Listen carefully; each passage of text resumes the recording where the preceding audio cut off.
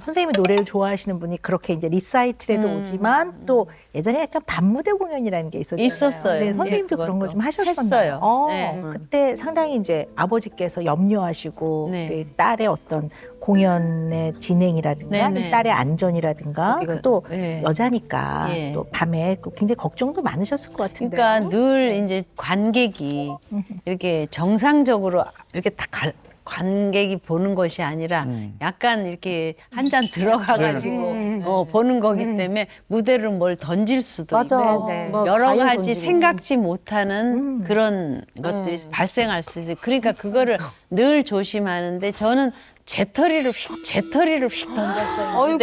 무대에. 근데 제 그 뭐랍니까 그 여기 가장 아픈데 정강이. 아니 정강이 말고 여기를 무슨 뼈라고 그러죠?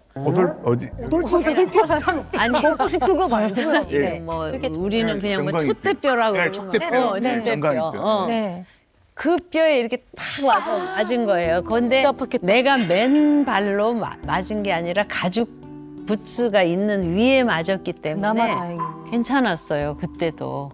또 이렇게 가수가 노래 팬들이 와가지고 오색 테이프, 색깔 테이프를 이렇게 들고 있다가 목에다가 이렇게 걸어주는 게 또 그때는 그 꽃도 주지만 그러니까 테이프를 들고 막 이러고 무대 앞에서 있으니까 자연히 가면 목을 내밀죠. 그렇죠, 이렇게. 여기다 걸으라고.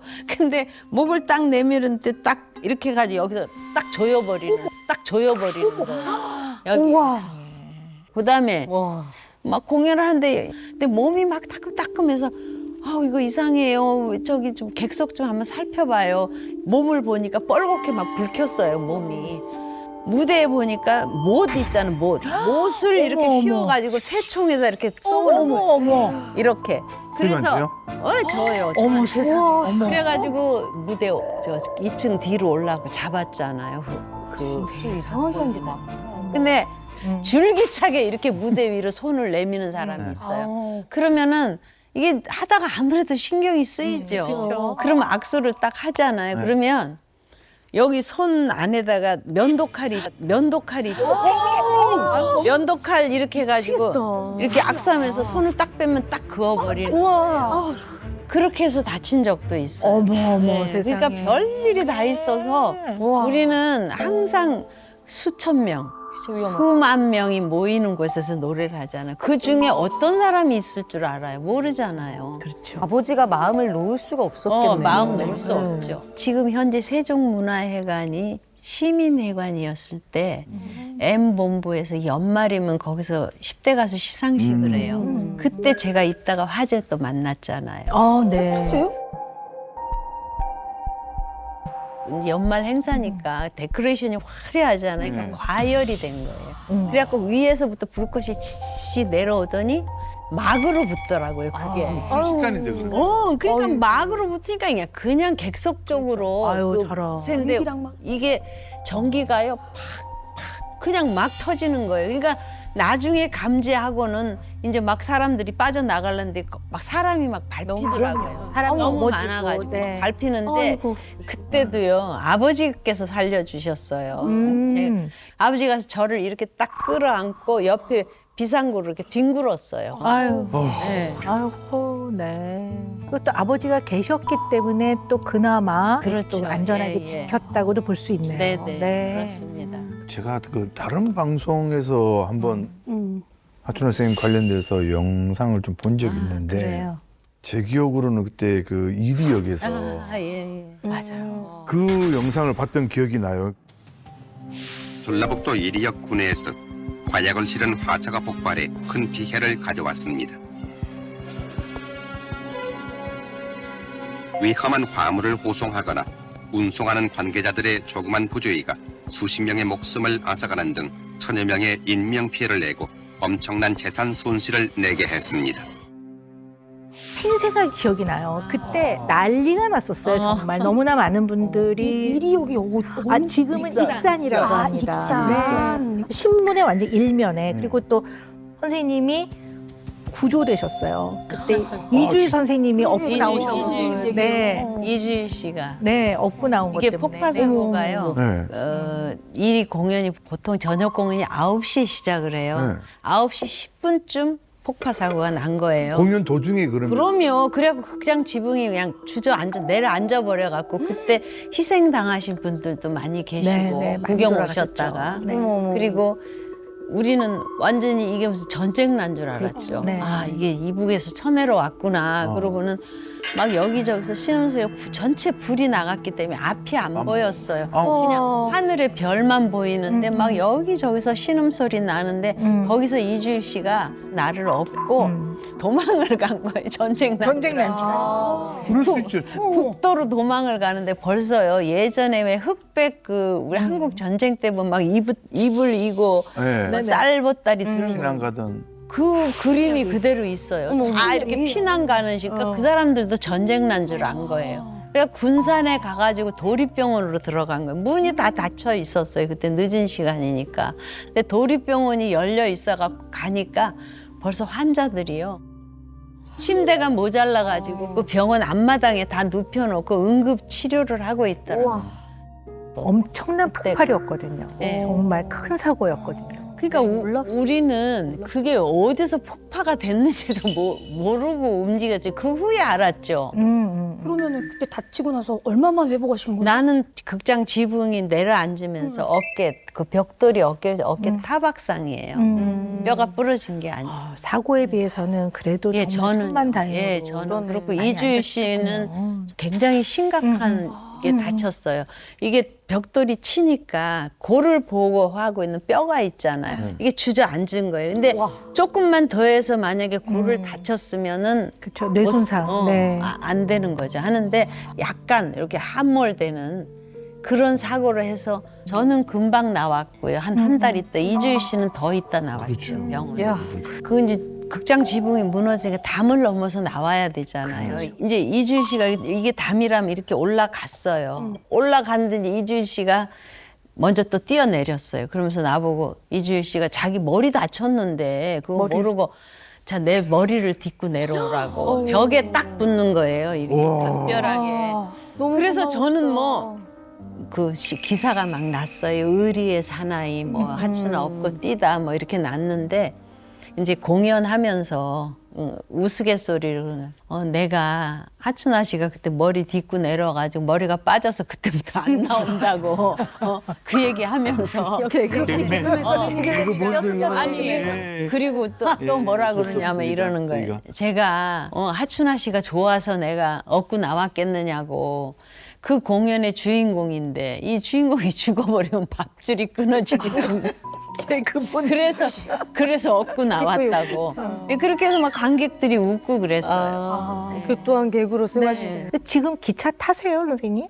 뭐 기차건 비행기건 스케줄에 따라서 타는데 뭐 좁고 폐쇄되고 뭐 지하 이런 거는 제가 좀 꺼려해요. 그런데 그러시군요. 네. 사실 이제 이러한 큰 사건, 재난 이런 걸 겪었을 때 이제 트라우마라고 하는데요. 이런 트라우마 같은 사건이 있게 되면 사람들은 이 사람이 평소에 강하냐 약하냐고는 아무 상관이 없고요. 누구라도 그 트라우마에 의한 반응이 생겨요. 그래서 처음에는 급성 스트레스 반응이 생겨요. 막 불안하고 막 공포스럽고. 그래서 요 시기를 거쳐서 어느 정도 회복이 되는 사람이 있고요. 트라우마를 겪고 나면 대부분은 다 PTSD, 외상후 스트레스 장애를 겪게 되는 경우가 참 많아요. 이건 진짜 트라우마거든요. 제가 왜냐하면 그래서 엄청난 그 사고였거든요. 밑에 지하라든가 폐쇄된 공간을 못 들어가요. 지금 제가 이번에 산티아고에서요 목욕탕에 30분을 갇혔어요. 진짜 막 이 처음에는 조금만 기다려 이제 밖에서 그러니까 이렇게 기다리는데 막 식은땀이 막 줄줄줄 나면서 나중에는 이게 막 소리를 지르게 돼요. 계속 열지 막 이렇게 되더라고요. 네. 네. 그러니까 그 트라우마 그 위험을 겪었던 상황에서 또 거기서 공연을 하셨죠. 그 곳을 돕는 돕는 공연을 하셨죠.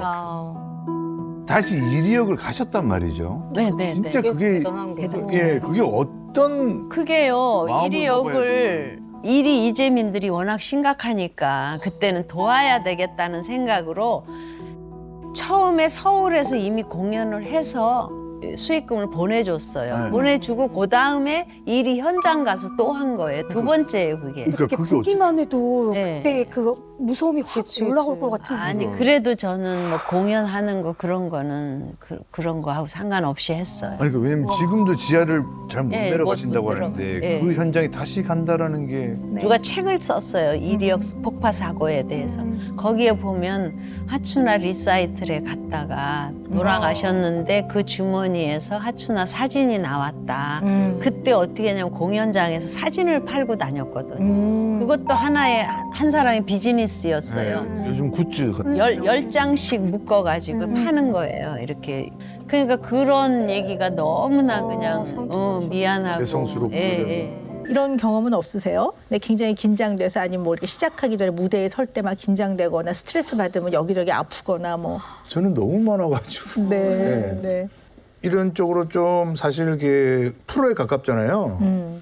아 이런 쪽에 이렇게 네. 어려워하는 쪽에 네, 프로나. 이런 쪽이랑 아, 거의 네. 방송계 프로라고. 저는 아니, 그런 아니, 뜻으로 말씀드린 건데. 아니요. 그런 경우는 사실 좀 꽤 있죠. 연예인들은. 저는 이제 제가 무명 시절이 길었잖아요. 근데 그때 한참 단체 토크쇼가 유행을 했었어요. 근데 그때 제가 그 한 자리를 차지하게 됐는데 그 방송 있는 주부터가 아니고 그 전주부터 막 그런 생각 드는 거야. 아, 교통사고 났으면 좋겠다. 그러니까 진짜로 방송 전날에 냉장고를 열었는데 그 아직도 기억나는 게 유통기한 지난 삼각김밥 있었어요. 있었는데 저걸 먹으면은 배탈이 나면은 내가 방송을 안 갈 수 있을까? 나는 지금 이 기회가 너무 감사한데 마음속으로도 그런 게 있는 거예요. 못 보여준다는 그런 죄책감. 많지. 맞는 이야기인지 모르겠습니다만 저희 이제 남편은 이제 중환을 좀 수술을 많이 하는 직업을 가지고 있었는데 이제 대학병원에서 이제 환자들을 많이 봤을 때 막 선생님을 부른대요. 나 지금 다리가 너무 아프다. 지금 다리가 너무 아프다 선생님. 뭐 어떻게 약을 좀 놔달라. 사고로 다리가 없으신 분인데. 그거 예. 네. 그러니까 근데 그거 있지. 그럴 때 저희 신랑이 아 그러시군요. 아프십니까? 이제 그 고통이 그래서 너무나 주관적이라는 거예요. 그 사람이 아프다고 하면 아픈 거라는 맞아요. 거죠. 내가 아프다는데. 네, 그래서 맞습니다. 의사로서의 어떤 의료적인 치료보다는 그냥 그 고통을 같이 바라봐주고 손 잡아주고 하는 것밖에 자기가 할 수가 없었고 그게 가장 효과적이었다 이런 얘기를 했었거든요. 지금 에일리 씨가 아프신 거는 진짜 아픈 거예요. 배가 아픈 거는 분명한데 위와 장에는 문제가 없습니다라는 얘기인 거지. 실제로 에일리 씨가 어디가 불편하고 힘든 상태라는 건 분명한 거예요. 그래서 꾀병하고는 좀 다르죠. 그러나 이제 본인은 그럴 때 설 자리가 없죠. 그냥 얼마나 민망하시겠어요. 그죠? 네, 그러니까 굉장히 힘드셨을 거예요. 자, 그렇다면 지금 그 이유를 찾아는 봐야 돼요. 왜냐하면 그렇지. 이유가 없는 건 없어요. 다 원인은 있는데요. 그래서 찾아볼 거예요. 원래 이렇게 무대에 올라가서 긴장되지 않으셨었죠? 처음에는 정말 너무 노래하는 걸 좋아하고